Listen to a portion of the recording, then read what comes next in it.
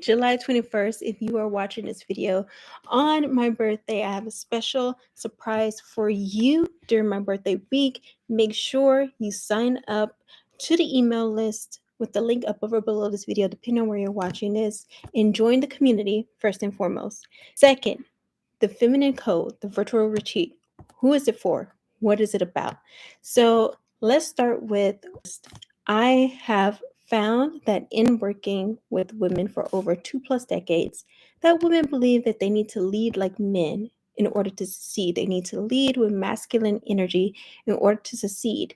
And what do I mean by success? Personally, in life as a whole, but especially in their career, in their leadership, in the public eye. And I found that female leaders specifically, even though they are women, they are essentially operating as men in skirts. And because they're not operating as their divine feminine, as in their divine gift, their unique influence of find themselves overwhelmed, burnt out, unfulfilled, and lacking joy in what they do. And all of that burnout, that overwhelm, that lack of fulfillment, that lack of joy tends to carry over into the other more important elements of their lives. Like, one, their relationship to themselves. There's a feeling of unworthiness. Think you're doing great work in the world. There's still this sense of being unfulfilled. And more importantly, not having joy in what you're doing, not actually enjoying life and making the impact that you're making. And then family wise, a lot of women don't care to admit because there's a respect element that they're looking to achieve, especially again in the professional career realm. But especially in the professional realm, a lot I found in my experience that a lot of women are often competing for this level of respect. So they put their desire for family, their desire for relationship, romantic relationship, their desire for children on the back burner to prove to a world that really could care less about them, that would replace them as soon as they were to transition from this place, to prove that, they can do it. They can do all the things. They can have it all. And some women, and say the quiet thing out loud, is a lot of women don't actually want to have it all. I just felt like somebody's world just shattered right now. A lot of women don't want to have it all. While we're all chasing to figure out how to have it all, we also ignore the fact, because there's not much respect that is given in the world in public. But a lot of women don't want to have it all, and that's okay too. The most important thing for the Feminine Leadership Code is you have a title, whether you are a homemaker, whether you are a career woman, your title in the professional world, whether you are a philanthropist or a community leader, whether you are a mother, a sister, an auntie, you a woman in general, even just as a woman without all the extra responsibilities that come with womanhood, without all the extra lovely titles that you can gain through womanhood, through your different stages of womanhood. It is so important that you understand the most important title that you have, which is woman. And you need to understand why that is enough. Why your womanhood, your divine feminine, why your leadership as a woman is enough. Why it is valuable, how it is valuable, the non-sexual value of your feminine energy. And I know inherently a lot of people understand that there is value inherently in that energy. But unfortunately, we're not taught what that looks like non-sexually. And I find too that there's an incentive in the world for women to lead with the external, with their surface level, because that's what's celebrated. That's what's again rewarded. That's what's incentivized. And should you choose to go outside of that, you are labeled unfavorably. You are labeled difficult. You're labeled challenging. You're labeled not a team player. I know a lot of us have heard that one. And quite frankly, if a team requires you to diminish yourself, diminish your excellence, to pretend that you're not as great as you are, not saying you have to be arrogant, but to force you to not acknowledge the pieces of yourself that makes you great. which femininity makes women great.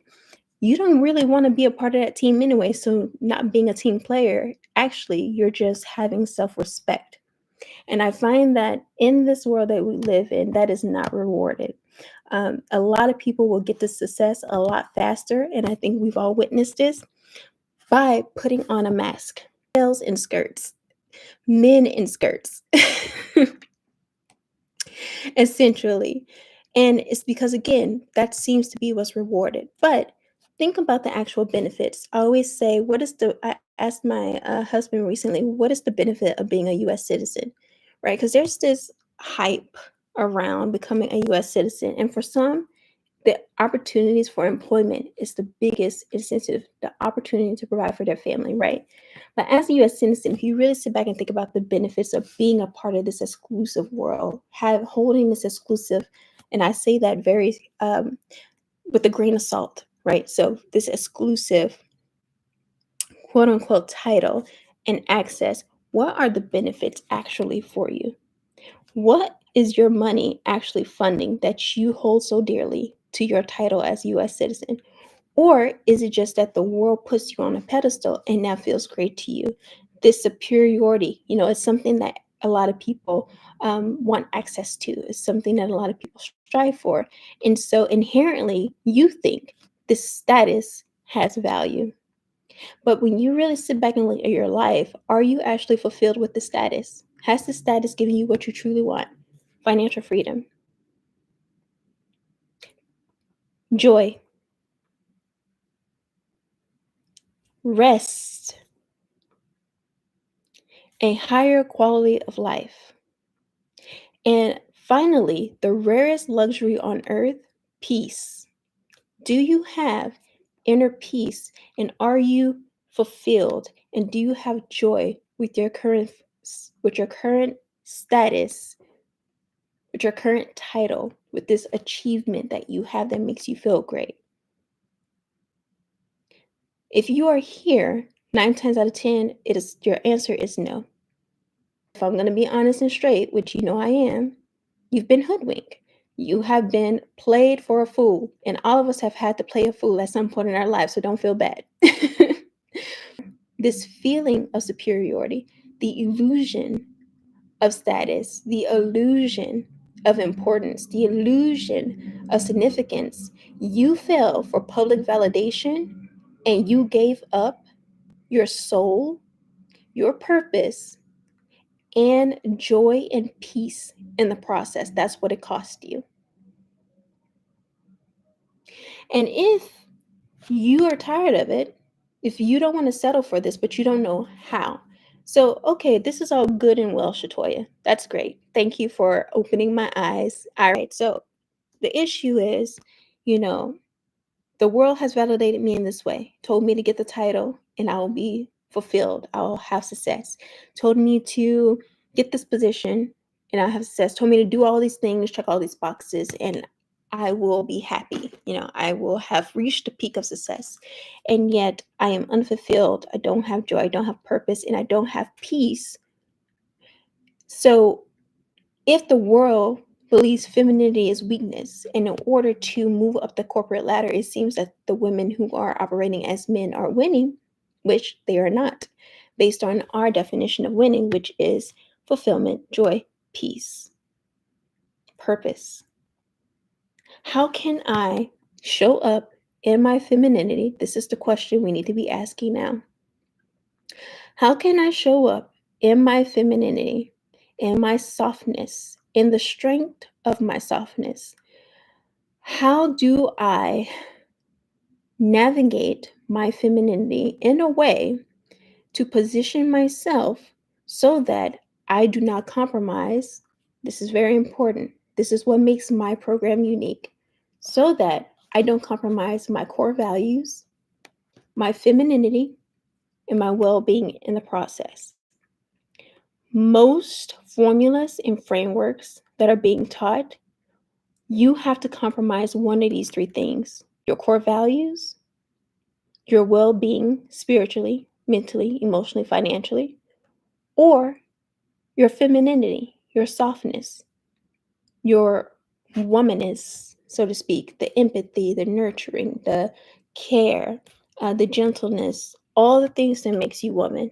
It seems like you have to compromise that too in order to attain fulfillment, purpose, joy, success. So the question is then, okay, smarter pants, how? How do I achieve this? Code is I have created a framework for feminine leadership success that includes the 3 S's. It's called the Shatoyia framework for feminine leadership success. And the 3 S's are self-discovery, self-care, self-love, and self-mastery. I have worked with hundreds of thousands of women all over the world for over 20 years. I can't believe it. For over 20 plus years, listening to their issues, their struggles, especially with a focus on high achieving women in feminine leadership, high achieving women in leadership, high performing women in leadership. Because even though these women seem to be achieving on the outset, even though they have these grand ambitions and they're able to make these things happen, I find that they had to compromise their core values, their femininity, or their well-being, or they're still compromising their core values, their femininity, and their well-being to maintain access to this position, to this status, to this title. And most of them are burnt out, overwhelmed, unfulfilled, lacking purpose, and don't have peace. So the 3 S's for feminine leadership success: self-discovery, which will embark on a journey to exploring who you were before the trauma, who you were before the experiences of the world, who you were, dare I say, in innocence before the world opened your eyes to what's out there and what you have to protect yourself from. For those of you who grew up like myself without masculine protection, without men in my life to protect me from the dangers of the world, to be a shield, I've had to become the shield. And it is very difficult still. It is a daily practice to ensure, and I mean by masculine figure, I mean a father in the home, a healthy father in the home, because just because he's in there doesn't mean, he's doing his job. So a healthy father in the home, I mean healthy male figures in my life. And thank God, in high school, I came across one who's still my father figure to this day. Prior to that, though, 15, 16 years of shielding myself, of protecting myself from the evils of the world, that leads you to become hard. It leads you to become callous, and it leads you to believe that in order to succeed and rise and not get taken advantage of and protect yourself, you have to become a man. Point blank, period. I have to be a man in a skirt. That's the logic that normally comes from when you experience the world as it is. And that logic is valid. It is not correct, but it is valid. But here's what happens in the process when you decide to go down this route, and we all can attest to this. So just say amen if this resonates with you. When you go down this route, you have a hard time trusting anybody, everybody, which leads to loneliness and isolation, which leads to unfulfillment in relationships, whether it's friendships, whether it's romantic relationships, family relationships. There's just a lack of trust. It leads to the inability to leave behind trauma, to leave behind woundedness, and see that there is greater for you, which stops you from being able to access greater, because you're going to start repelling or self-sabotaging opportunities that are better for you, either out of a sense of unworthiness or out of ignorance, because you just don't know what it looks like. You just don't know what healthy relationships looks like. So you repel it because you're operating your energy, how you speak, what you say, how you move in the world is survival, which repels the very thing that you want, which is abundance, which is health, which is people who operate in abundance and health, to be surrounded by these individuals, to access these spaces. because those individuals are going to be repelled by the very things that you've had to put on, that you've had to manage in order to survive. And it takes courage to operate in femininity, especially today. It takes courage to still be gentle. It takes courage to still be soft. It takes courage to still be essentially a woman in a world that incentivizes you to do otherwise. Outside of sex, of course. Outside of sexuality, outside of that, you are incentivized to essentially be convenient, to be useful, which requires in the world for you to be like a man. And I'm here to tell you that is a lie. What does the world do with an individual or a person that's powerful? How do they normally keep that power from seeing itself? By creating false narratives and creating media that perpetuates it, by teaching false narratives, by conditioning. Think over any movement across the world. Even look today politically, what's happened. People have voted against their own interests because they have been conditioned to believe that it doesn't apply to them, that this is what strength looks like.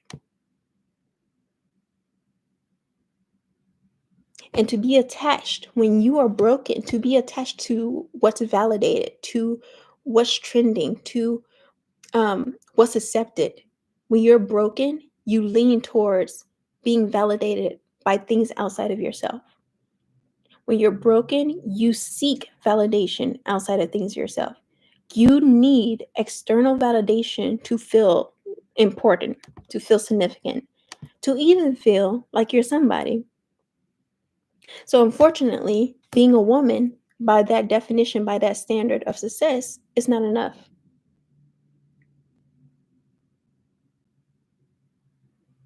But a healed, whole, healthy woman, which is what the Feminine Leadership Code is for, to get you to understand femininity and its strengths, and why the world is hell-bent on making you think that being a woman is weak.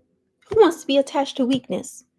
Who wants to be attached to something? Who wants to be attached to a label that's considered weak? It's the same thing that people do to people of African descent. Who wants to be associated with being African when the narrative is you're lazy, you're not to be trusted, criminals? Who wants to be associated with that, right? And for those of us who know our history, we know all of that is a lie. Africans are geniuses. They're innovators. Same thing with women, especially women of African descent. What are the narratives around this identity that you are subconsciously rejecting to your detriment?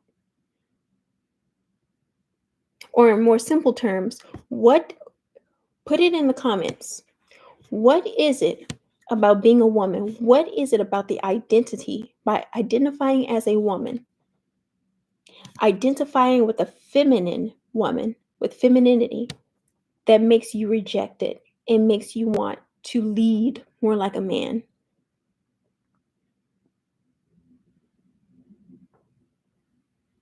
Put that in a chat.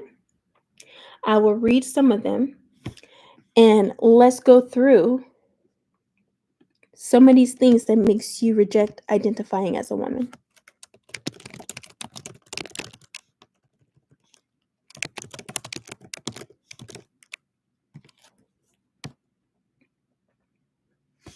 So here are some of the labels. Too emotional.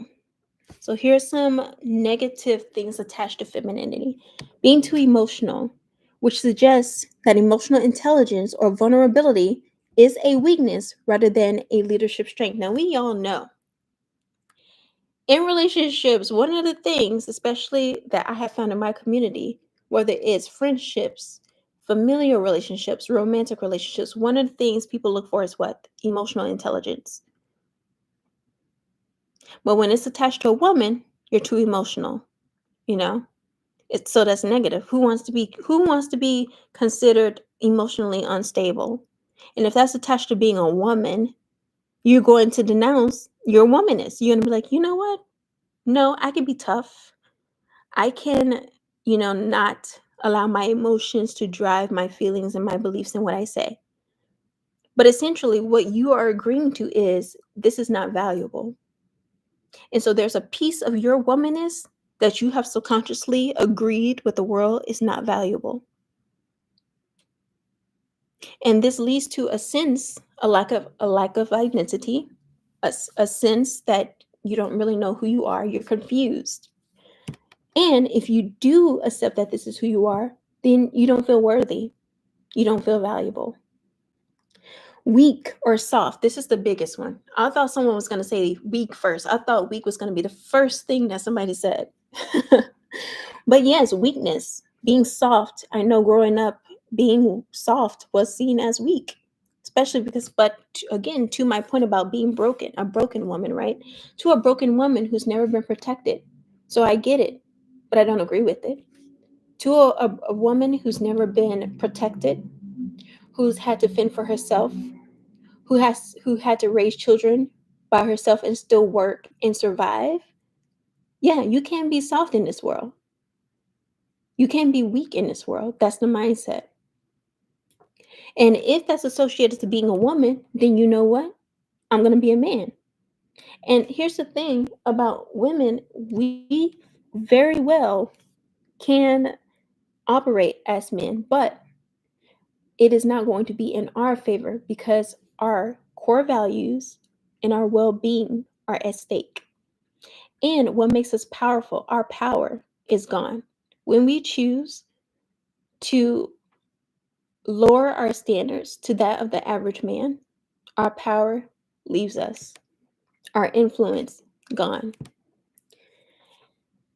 So yes, weak, being soft, that is definitely one of the things that influences women to want to now operate as masculine. Who wants to be associated with weakness or softness, right? As incapable of doing what needs to be done. Indecisive or too accommodating. Now, here's the kicker, because even women who operate in their masculinity still can be too accommodating because that's that natural piece of you that's confused, right? You are a woman in essence. There are things about you that you cannot change. You naturally may want to nurture. Healthy, right? A healthy woman. You naturally want to be nurturing, be empathetic, care, but you've also experienced where this did not work in your favor, right? It may have even almost killed you. And so even in your masculine, you got to think, even when women try to be masculine, you often still are too accommodating compared to the average man. And in terms of being indecisive, there is a stigma with women, especially with women in leadership. So all this goes into if a woman can even lead, right? Indecisiveness or too accommodating. It suggests that collaboration or getting consistent harmony leads to inefficiency and a lack of direction, which we all know is a lie. What do we hear all the time? Collaboration over competition, right? Especially in the leadership world. So, once again, even though these identities are attached to being a woman, even though these same identities are praised in the leadership world, when a woman does it, there's a negative spin on it. And again, we got to ask why. Being submissive or passive now. As a woman of biblical faith, I do not believe submission is a negative thing. In fact, I think it is a requirement. And before y'all come on here talking about submitting to men, blah, blah, blah, blah, blah, note I did not give my beliefs on submission, who you should submit to. So keep that to yourself for the time being. Hear my message. Don't get triggered. Okay? Don't let your brokenness stop you from getting this message. All right? Submissive or passive, there is this identity when it comes to womanhood that We are too submissive, which means you're too passive, which again means you cannot make decisions. You can't handle business. You can't do what needs to be done when it needs to be done. Again, who wants to be associated with that identity? And if this is associated with womanhood, it suggests that being a woman is not valuable. Are you starting to see how this has been embedded in your subconscious, how this has been conditioning throughout the world? And in the Feminine Leadership Code, we're going to go through so many more of these. And one thing, self-discovery, right? This is part of the self-discovery process, understanding how you got to where you are, who you actually want to be, and what you need to get there, or who and what you need to let go, what baggage you need to leave behind so that you can climb and fly to your next level. That's what the Feminine Leadership Code is. It is the framework, the code, the secret, the little said, the unsaid, unspoken that will help you leave the baggage that came with your identity of being a woman so that you can soar and fly and have the power and the influence in leadership that you were meant to have, whether it's in your home, in your workplace, or in your community. And if this sounds good, if you want to leave behind the overwhelm, the burnout, the questioning your worth and your decisions, you cannot afford not to be in this room.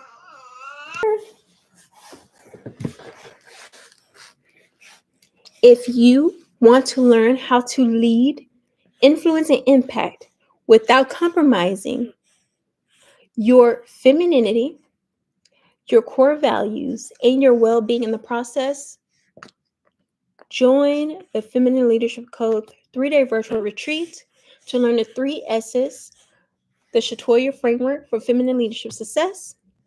You will leave with a newfound, renewed sense of value in womanhood and femininity. What makes femininity value outside of sexuality? You will leave with a community of women who are rediscovering and reactivating the value and strength of femininity and womanhood. And you will leave with action steps to take daily, 365 days of the year, so that you can naturally, organically transform. We don't want to perform. Being a woman, especially a woman who leads, you have to perform too much already. I don't want you to perform femininity. I don't want you to get dressed up as what you think femininity is. I want you to truly embody and become a feminine woman in your core, in your essence, so that it radiates naturally from you. You're going to have action steps, learn actions and activities you can do daily so that you can start to naturally exude feminine energy, so that you can naturally attract what aligns with that energy, what aligns with who you are and what you want out of this world, and create a roadmap of faith, family, and leadership success that aligns with your core values, doesn't ask you to compromise your well-being, or doesn't ask you to leave behind what makes you valuable as a woman, what your femininity in the process. This sounds good to you. I will see you in August for the 3-day Feminine Leadership Code virtual retreat. If you have any questions or concerns, don't hesitate to reach out. You can sign up with the link above or below this video.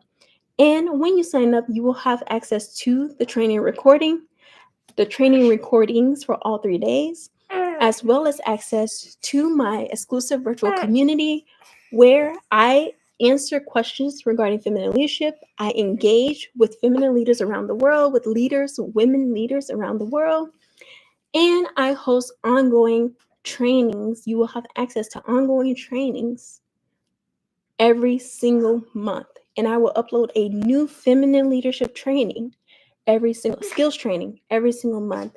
And you can engage with me live in conversation, to answer questions, to set goals, and to learn principles and activities to apply to your feminine leadership journey. If that sounds good to you, go ahead and sign up, and I will see you in August.